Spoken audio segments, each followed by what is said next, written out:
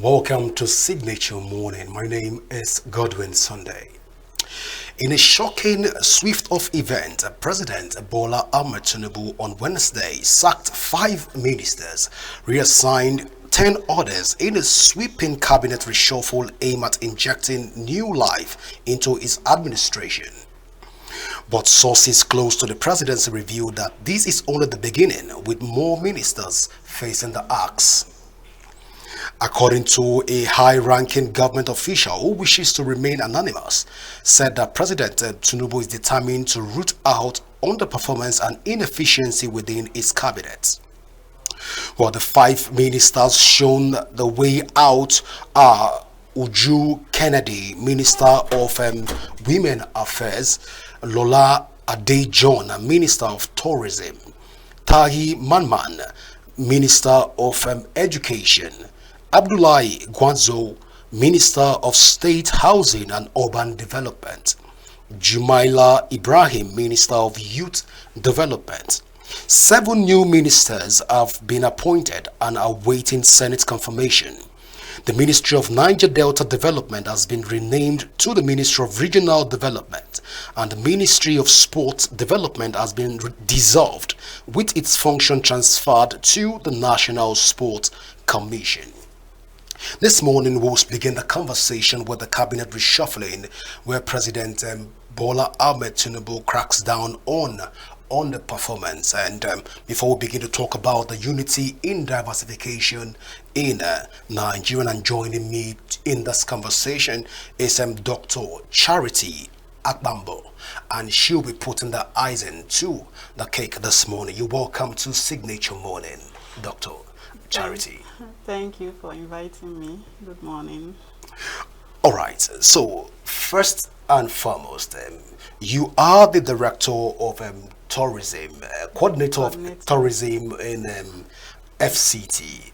And first, we're taking this conversation to your territory and your constituency. The Minister of Tourism has also felt the heat of the presidency. What does this make? What do you make of this whole incident, even within the tourism sector? Will it affect the tourism sector? Good morning once again, and thank you for that question. The recent reshuffling or sack is it actually came as a shock to me, especially the Ministry of Tourism, because for me, I actually see her. There's this passion, to transform the tourism industry that I see in her. So I believe that she needed some more time to probably get it right, because there's a whole lot in the pipeline. I know she's having a lot of discussion with United Nations, with African Union, in terms of support, and partnership with the private sectors. So the reshuffling or the sack is actually, I think, is going to affect the tourism industry, because I believe the tourism industry is very vast and it's an industry that is meant to stand alone. They say tourism is life, so tourism cuts across a whole lot of sectors. You have education, you have skills acquisition, you have food tourism, you have entertainment tourism, you have tourism in conservation, because you talk about protecting our heritage and the natural landscape and all that. It's all in tourism. So I think tourism is actually have a big scope that should be a standalone ministry. And because she is out of there, I think that a lot of programs and initiatives that she has already engineered or started will be affected somehow, because it means some people have to start all over again with that project that she already have a milestone on, or you have whoever is going to take charge of some of these projects must have passion, the same kind of passion that she have, to be able to drive an initiative that she has already started. So I think there's definitely going to be a kind of hit on the tourism industry, but if well managed, will also bring about economic development. The way you're sounding as if you missed us, you've already started missing us so much. Of course, I'm going to miss her. Interesting. But then let's look at the timing for this reshuffling by the presidency, by the president. Although they said it's not sacked, it is discharged. that the president have discharged them from office. Well, let's borrow that word even this morning to say that. But then looking at it, the timing for this, is it right? For a new ministry that is even trying to hit the ground running 1 year after, and you're merging them back to where you pull them away from. Is the timing right at this point without allowing them to test the waters? Well, thank you for that question. For me, I do not think the timing is right, because it's just like they say that Rome was not built in a day. You've given someone a mandate, a responsibility. I think the person should also be given the proper infrastructures, the enabling ground for that project to strive. You know, it's just like when you have a newborn baby. The baby doesn't just start running in a day. You know, there are stages. You have to crawl, you have to, you know, sit, crawl before you start walking. So I think it's actually quite too early to start appraising, you know, some of this ministry by the way it turned out. That's what I think. I think it's not the right time. I think the timing is not right for me. Although some people think that the timing is right because they believe that they should have done more. They expected to have seen more, you know, in terms of the changes, the transformation, the innovation, and the economic impact that these people that were brought into these ministries are supposed to have created. So some people feel they don't see that. But when you see someone who has a passion, you see the person building. You don't just stop a building halfway. And then, for me, I don't think the timing is right for the tourism, especially for the tourism industry, which is the part that I am more interested in. A lot of tourism practitioners like yourself have also said that it's because the president is not a tourist, so he might not really appreciate some of the nature of jobs that the John Olola was doing even in that sector. But then looking at some of our achievements so far and a track record even within this sector, do you think that she has done enough in terms of assessing and a performance so far in that sector? Okay, I may not be able to state if she has done enough or not, depending on the score sheet that they're actually using over there. So, but from my own point of view, I think that she's doing a lot in creating that synergy between the tourism industry and the other industries related to tourism, because tourism cuts across a lot of sectors and other agencies, you know, and ministries as well. You have aviation there. You have the culture and tourism itself. You also have the conservation. That's the Ministry of Environment, part of it. So she's still trying to build the synergy around all these people, bringing them together to ensure that they all work together to achieve that goal. So for me, I can't really say I can let's get a rough assessment between from 0 to 100. Okay, so we all know that when she came in, she was sick for about 4 months. Okay, so that also impeded her performing very well, or maybe to be on the same speed as some other ministers. Okay, so but from what she has achieved, setting the limestone and then trying to create collaborations and partnership, I think she was actually on the right track. Interesting conversation there, but then let's even talk about the tourism sector in Nigeria and merging it with that of art and culture. Is there anything different between tourism and culture in itself? And because I'm curious, why take them out at first, then bring them back together? They are like they're like sisters. But then you are in the sector, you can talk more elaborately on this. Is there something different between the two sectors? Okay, the two sectors actually can work together. They can actually promote each other. You can use art and culture to promote tourism. You can also use tourism to promote art and culture. But tourism is bigger than just art and culture. Let's hear that bigger part of it. I've mentioned it earlier. No, let's hear the bigger part of the tourism. Now you now have the tour operators. Okay. You know, you have the hotels. Those are different sectors of tourism that is not in the arts and culture. Okay, you have the hoteliers, you have the travel agents, you have the people, those that the tour operators, those that package tours, both corporate tours and all that you have to organize seminars and take people. And then when people also come to your own state, whether it's whether it's within or or outside, it's all tourism. But where you have people moving from one location to the other and they have to spend some days in those locations, and then you bring about taking them around to see the tourism potential, to see the attraction, to see the landscapes, to see different things that is not just about culture in that vicinity, it becomes tourism. So tourism is actually quite big. You have medical tourism that has nothing to do with culture, so tourism is quite big. Tourism is like it cuts across everything. So you can also use tourism to promote culture, because when you have to promote your culture, you're also inviting people to come and see the way of life of those people. So bringing those people from different places to that community, or even celebrating that community to create visibility, and to promote whatever the community have as their own inherent hereditary or cultural heritage in that community. As you're promoting it, you're attracting tourists. So in that way too, you're bringing tourism into the culture. So both of them actually, they can synergize them, but you still have differences. In that regard, why don't the president, in that case, take the Ministry of Tourism or break it down, since it cuts across all field, and begin to fuse them in various ministries, so that we can have health tourism departments, environmental tourism department, or what have you. I don't know. Okay. Yeah, I think it works that way. Yes, tourism itself, even when you go to the Ministry of Tourism, you still have domestic tourism, you have international tourism, you still have different sectors, social and all that sectors of tourism. So if you want to break them down and not put them into different ministries, it looks like you're scattering everything. That tourism industry is where you bring everybody together so that they can all work together with a common goal. That is why I think the president initially thought that tourism as a ministry should stand on its own and function properly, because you now have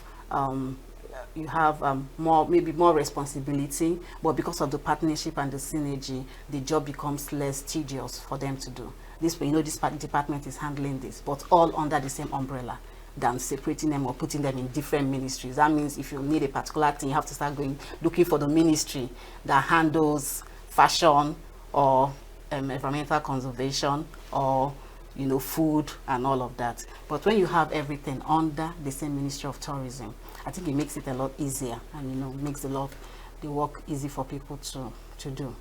Non-practitioners in your sector feel that the entire Ministry of Tourism has failed completely in the presidency litmus tests, that they didn't pass. They failed woefully. That's why the president have to merge them to something else. But then you are in the sector. Give us this narrative. Educate us on it. Do you think that the Ministry of Tourism failed, even in your own assessment so far? I do not think that the Ministry of Tourism failed, because we could see that in this 1 year, there's a whole lot of transformation in the tourism industry. In our Tourism Volunteers Network, for instance, where we have people that have passion for tourism, different individuals, organizations doing their own thing. I've never seen it this big. I've never seen where almost every day you're having different programs. People are you're creating a lot of job for people, because everybody's now thinking. People are more creative. People are more innovative. So you see different projects, different programs coming up by different associations, different groups, different companies, and different individuals. So I think there's a lot going on. The transformation is actually really, really working, because you have somebody at the head who is passionate of what is going on, and who is ready to also promote and encourage the youths to do more. So there's a lot of transformation in the tourism industry. There's a lot of growth that I have seen in the tourism industry. And I think also there's a lot of synergy and collaboration going on. So maybe they actually, maybe she has not met the benchmark, that was set for her. But I do not think that there's any failure. It's a collective responsibility. Of course, it cannot be done by one person. That is why we have to come together to make it work. So everybody have to put in their own quota to ensure that that ministry works. So I do not think that there is a failure there. No, because if it's a failure, it's going to be a collective failure. What I see people working, I see passion in people to ensure that some works are done.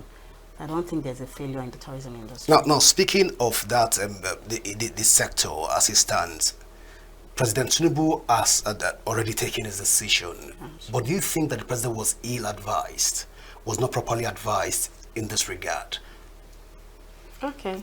Well, if you ask me, I might say he was not properly advised on this, because before he took the initiative to create a tourism industry, I think that he must have done some homework to ensure that the tourism industry stands alone, because the tourism industry is a very big umbrella that accommodates a whole lot aspects of, of the economy of this country.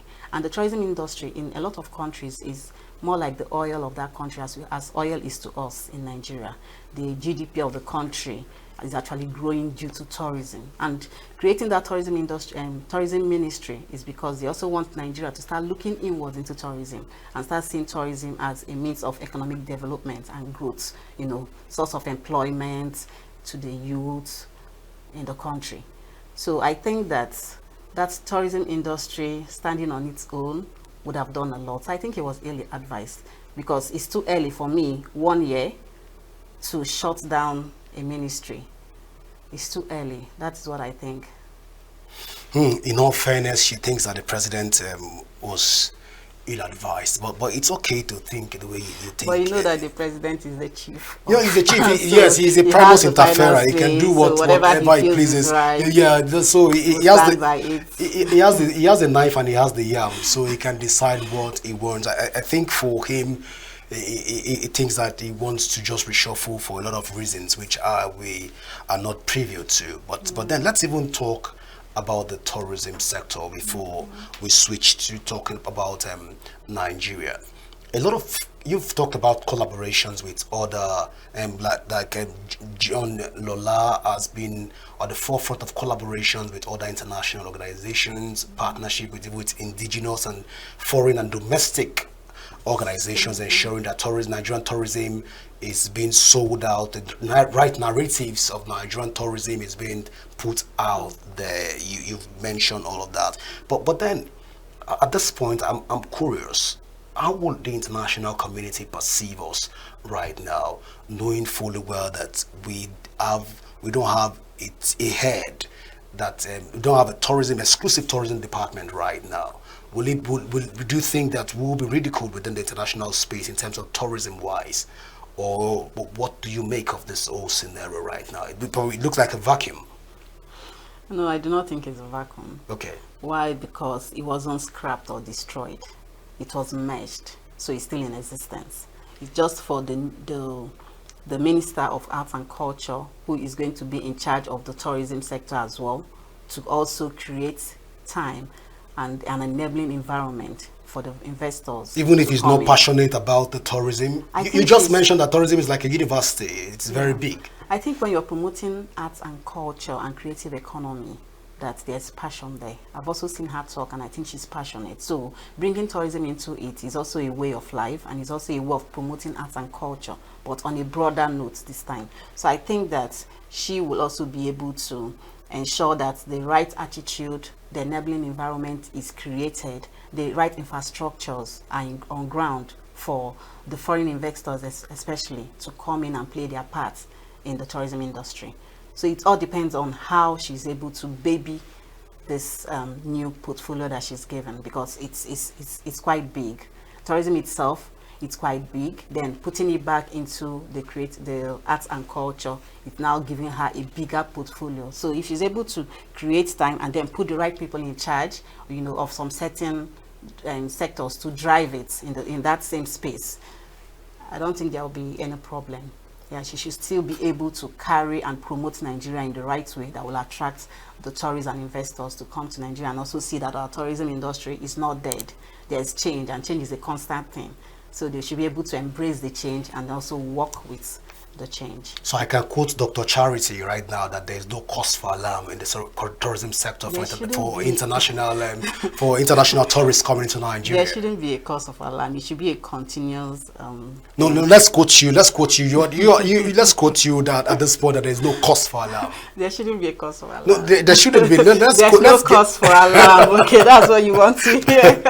All right. There's no cause for alarm. We will go for a short break right now. We'll take you on a Vox Pop talking about some of the CNG decisions of President Bola Ahmed Tinubu and how Nigerians react to it. Stay with us.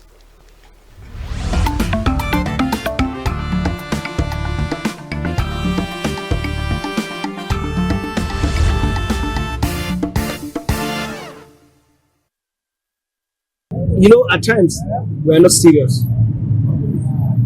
He said the CNG, but you find there's a lot of critical conditions or a lot of rules that the common man cannot take it, cannot beat the target. So the truth, the picture is that let him draw back like how Jonathan did. I don't care about subsidy. I don't benefit subsidy. I don't know who benefits subsidy. But let the administration of Chief Bola Ahmed Tinubu touch the life of the common man so that he can leave a good legacy. In the day of judgment, he will answer yes or no to the God. But if they continue with this administration, I don't think that they are going to paradise. Like everything in Nigeria. At first, maybe when we started using, before we started with kerosene, they say we should go to gas. Gas is way cheaper, but we could all see what is happening now with the cooking gas. The same thing. The same thing I'm feeling will happen to the CNG. Yes, you understand. Maybe 1 year, 2 years, we'll be buying very, very cheap. Then along the line, everything skyrockets, just as everything in Nigeria does. So, and if you check the amount it takes for you to convert your car from petrol to CNG, to me, I don't think it's worth it, because the Nigerian factor will definitely happen to it. If they say 200 naira for now, what will happen? Can they sustain it for a very long time? They're not certain about that. So to me, I don't see any need for it. Maybe they're just trying to push us to the CNG, then from there they hit us again. I prefer the CNG to the fuel, because I can be buying a fuel of 1,200 for a liter. You understand? 1,200 per liter. Then even like we now, that is doing this taxi work. If you buy fuel of 1,200, at times for you to even make your money, if you buy fuel of 10,000 naira, before you make that money from passengers, you pay by the grace of God. You understand? So that is it. And as you are driving, some other things are happening to your car. Just imagine like a tire now. You understand? You have some things that you have to go to motor parts and buy. So that is the problem. And everything are increasing every day. So if they can convert, if they can make it available, that CNG from 200, 150, 100,000, I think it's available. Lord, and people have been crying every day. I think our president will listen and do something. This country would have been better by now. But our president does not want to listen to us. He just wants to do what is in his mind to do. We don't have anything to do. We leave everything in the hands of God. God will sustain the poor. And God has been there for us, and He will continue to be there for us. I'm begging the federal government, the president, to come to the aid of the Nigerians. If he has any way that is feed that I wish that is better, please let them try and implement it, because people are suffering. Once the fuel price goes high, many of the commodities will also influence. We are highly in inflation time now. Just like if there is a place there is a war, that is what, see if there is a war. So war causes this kind of inflation, but there is no war. So each should try possible to bring down the cost of things down. And this fuel thing is one of the things we produce by ourselves. So, and I think we should work with Dangote and other things so that the price can be better.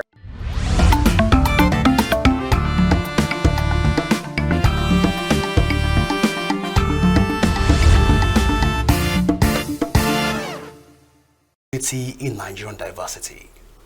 Of course, there are the elements that we can actually use is some of these elements that we are fighting for: culture, tourism, education. These are the angles, these are the aspects that we can actually use to build unity in diversity. By the time you educate people about unity, let them know the integrities of unity, the reasons why we have to live together as one, the reason why we have to be united, with the profits that being united can bring to us as a country, then people will have a mindset, you know, the right mindset now, and then there will be that attitudinal change, you know, in character that will make people understand that the next person is my brother. I have to share. I have to belong in the same social group. I don't have to discriminate. So when those things start happening, then we'll start getting it right. Another thing is tourism. That's one way of promoting unity. By the time you start moving people from one place to the other, you start exposing them to how other cultures are played. They get to learn about these people, get to learn about their culture. They'll be able to accept these people the way they are. Do you understand? Then that fight of no, it shouldn't be this way will not be there. you understand the person, and then you can, work together in the same space, knowing that each person is unique in their own way. Not just because you want to tolerate them. No, you're not tolerating. You have to live in harmony together as one. So that is tourism. Then using cultural exchange, having all these festivals and things that make us go out to different communities to see what the community have to offer.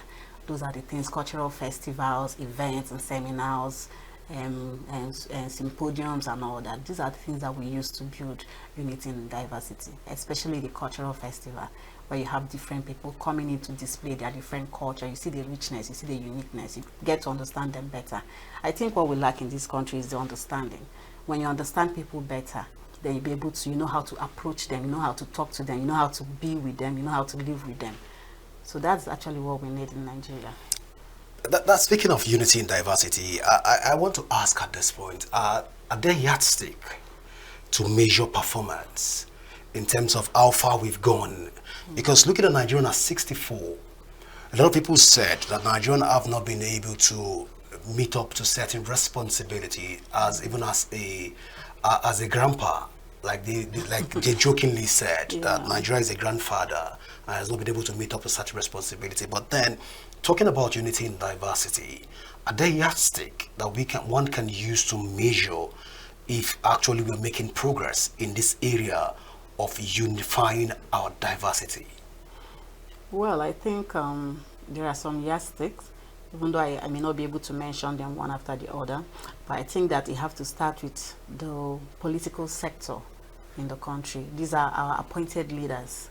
Okay, so I think a leader is someone who is meant to set an example for others to follow, starting from the president himself and then coming down, because the president, as the chief in command, of this country, should be able to put the right people, should be able to unify us by ensuring that from each sector of the economy, when you're giving positions and all of that, when you're giving leaders, when you're creating ministries and agencies and all that, you ensure there's uniformity, ensure that everybody is carried along, and inclusivity.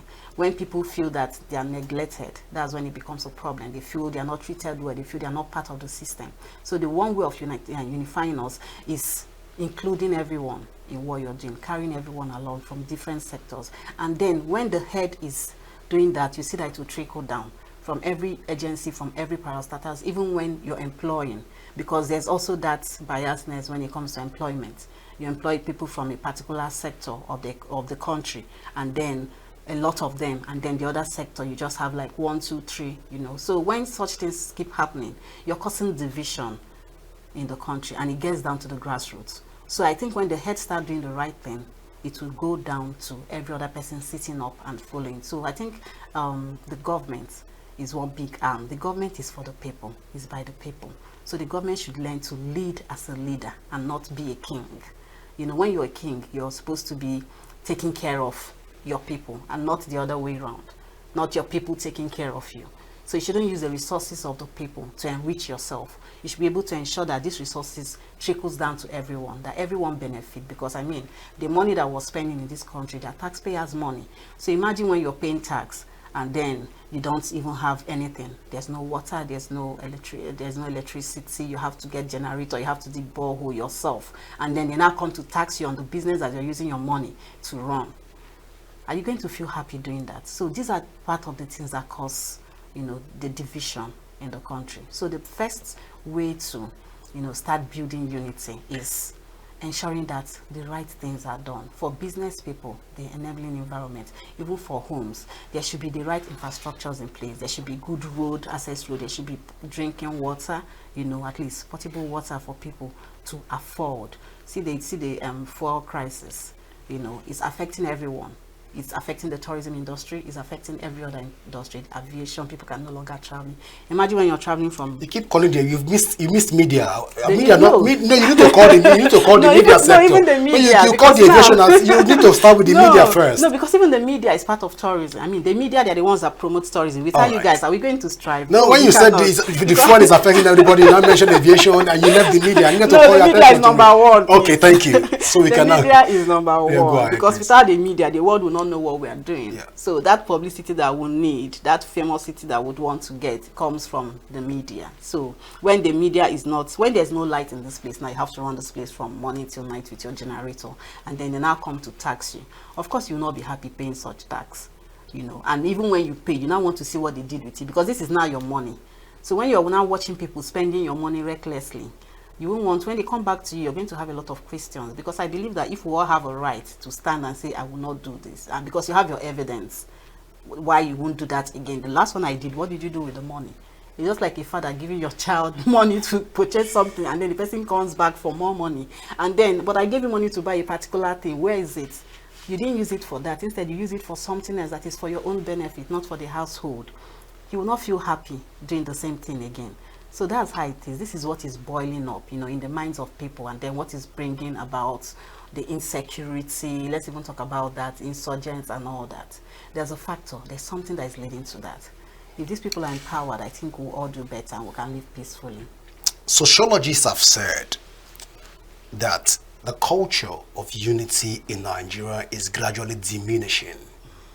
The conversations of unity in the home front in Nigeria is gradually diminishing. The culture of reception on the home front is gradually diminishing. That is, to a large extent right now, parents don't talk to their children about unity. Do you think at this point that we have a future of Nigeria that can be unified? We're looking at it from a sociological point of view right now. Yes. Okay, I believe in keeping hope alive. You know, I believe in being a change maker. And I believe that we have a lot of people that have the same mindset that I have. I believe that it's a collective responsibility. It's not a single person cannot change the whole world. But when you and I do our bit, then we'll now start seeing the change. And I also believe in mindset. You know, the way we are trained, the way we are brought up, you know. Nowadays, our parents are too busy chasing money. That's actually why from the home front is suffering. And then technology, the phone, these are part of the reason why it's also suffering, because everybody is busy on their phone. There's no communication. That's eating habit of, you know, eating at the dining table together.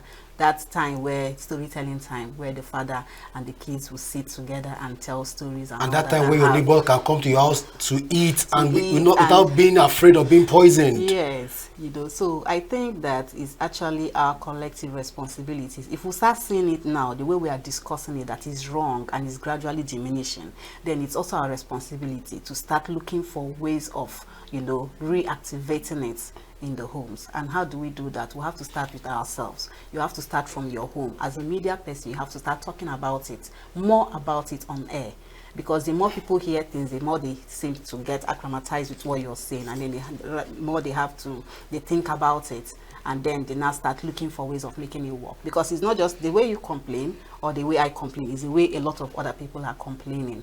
So, but if we start talking about it and make it, you know, a major discussion, then everybody will take it serious. Everybody will see where we are going to as a nation, and will now feel that we all have responsibility to build this nation and then to make everything work. So that is why we are going back to the grassroots to start talking with children.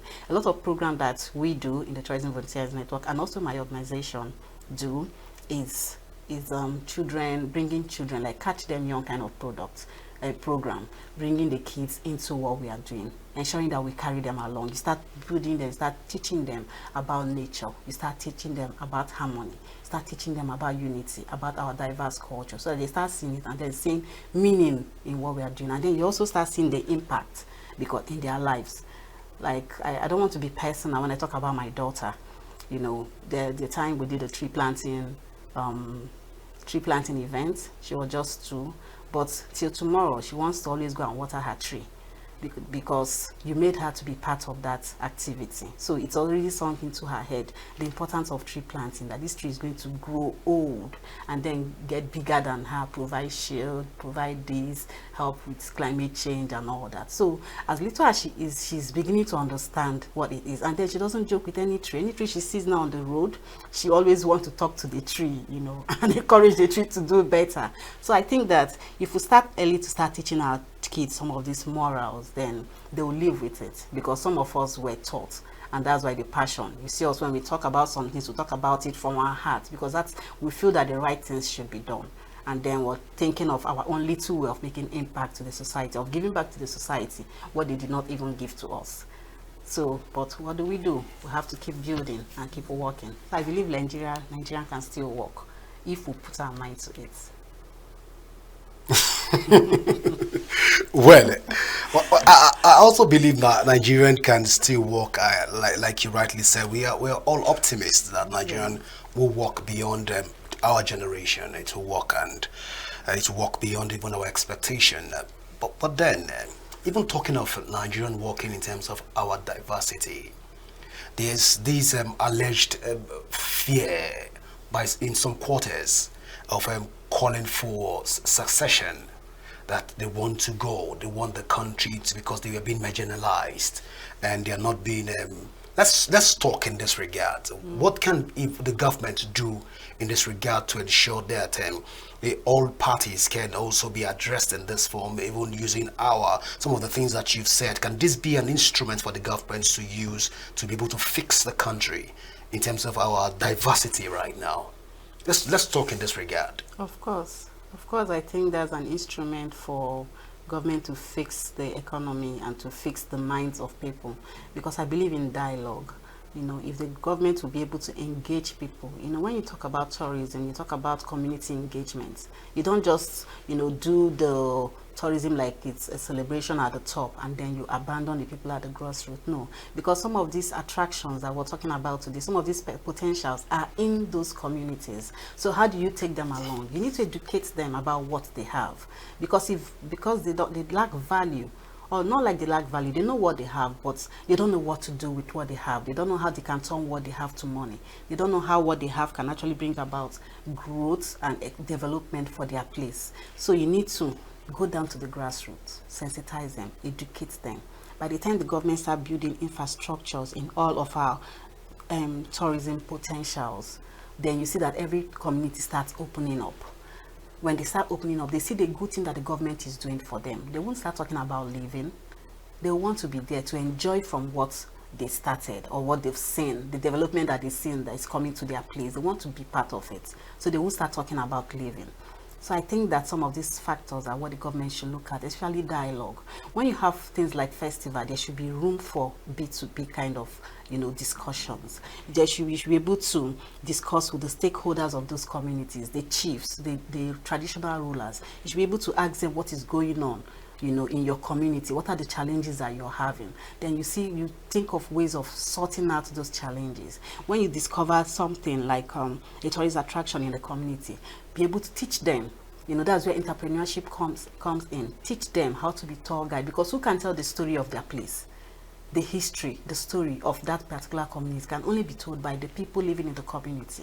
So, but when you educate them on how to be tour guides, that when tourists comes there, they'll take them around and make money instead of kidnapping those tourists. So they'll be looking at it differently, from a different perspective now. So you'll be able to talk to them. The community leaders will be able to say, okay, this is the challenges that we're having. Then the government will be able to attend to those challenges, and then you see growth. So when there's growth in every sector, I don't think anybody will clamor to leave. So the government have a lot to do. Engage in dialogue. Try to reach to the grassroots. Grassroots is very, very important. You can't do anything without them. So the government should understand that part, that it's not just about the government. The government is for the people. So let the people benefit from your government. Carry them along. Let there be ownership. Create that ownership in them, that this is your thing. So let them see it as their thing. So they'll take care of it. When you feel that this is government's property, it doesn't belong to the community. That's why the community will go and burn the property, because they feel that they want to hurt the government that is not taking care of them. They are not seeing it as something that is beneficial to them. So, but when they start seeing it as something that this is yours, you have to protect it, you have to take care of it, they won't go and start destroying it when there's a problem. Before I let you go, speaking of the Nigerian dream, Yes. a lot of people have said that the Nigerian dream tend to have expired. So we need to start redreaming again. And this time in our dreaming, we need to dream very far and big. We need to dream very wide and let the dream be heavy so that we can be able to hand the baton over to the next generation. But speaking of the Nigerian dream, like we've said before now, do you agree with these assertions that Nigerian dream has expired first and that we need to dream bigger and expand the scope of our dream right now? I do not think that the Nigerian dream has expired, but I still believe that we can still dream bigger. Okay, because your dream have to start from somewhere. So when you start dreaming of this happening, then you start expanding your dream that it can go bigger from here. So for me, the Nigerian dream have not expired. That is why we're still talking about it. You have to maybe I did not start from, you know, when that part of the national anthem that I used to say, the labor of our heroes past. Okay, the national pledge. Okay. Shall never be in vain. Yes. To serve with heart. Former national anthem, I beg your pardon. The labor of our heroes past shall never be in vain. They had dreams. So that's why, I think that's why the people said, but let me leave it to even, I just wanted to give that perspective to the conversation. Okay, so the labors of our heroes, they've labored.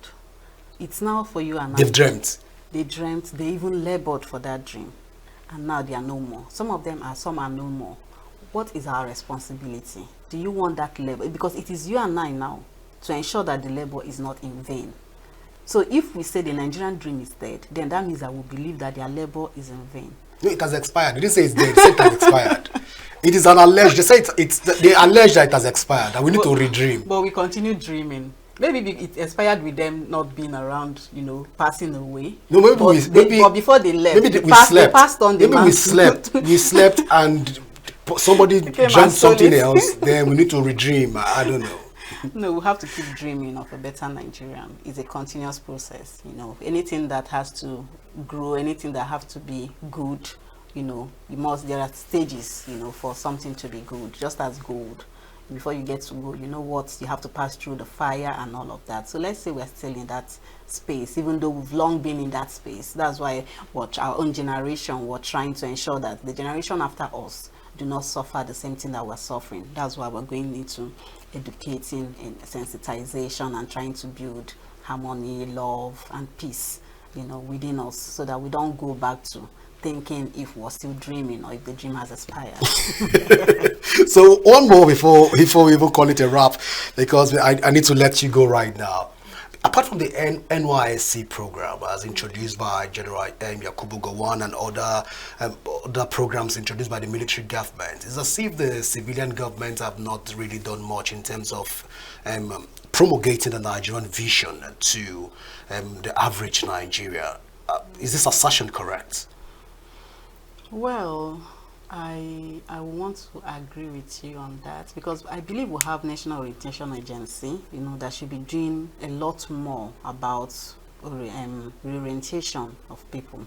But I don't really know if a lot of that is going on. But I also believe that the Nigerian youth, Nigerians, they said if they push them to the wall, they bounce back. They bounce back. The Nigerian youths are not taking it, The kingdom of God suffered violence, but the violent take it by force. So we're not taking it by force. We're taking it into our own hands to build the dream that we want. So for us to build that dream, you see people organizing training every day. You see people organizing seminars. You see people organizing, what's it called? Symposiums. And all of that. Most of them are in the private sector, because it's as if they don't believe in waiting for the government to do the right thing. So they have taken it upon themselves now to start working towards the right path, to start impacting lives in their own way. So maybe you have to pay something little, but they are in that field, doing something, ensuring that they move Nigerian forward, ensuring that they create that sensitivity, ensuring that they sensitize people, ensuring that they work on people's mindset and all that, educate people, give them the tools they need, the necessary tools they need in their own little space. So all of these are now done by individuals. So I think that youths are taking it, they are taking the bull by the horns and ensure that that future that they want, they will build the future. If the government doesn't want to build a future for them, their dream must not expire. It mustn't expire. We must make it work. Well, Dr. Charity Akpamgbo, I want to say thank you so much for being with us today on Signature Morning. Thank you so much. Thank you so much. Well, this is how far we can go this morning. We want to say thank you so much for being a part of the show. Till I come your way again, same time, same station. Do remember to follow us on all our social media handle. I am Godwin Sunday. Enjoy the rest of your day.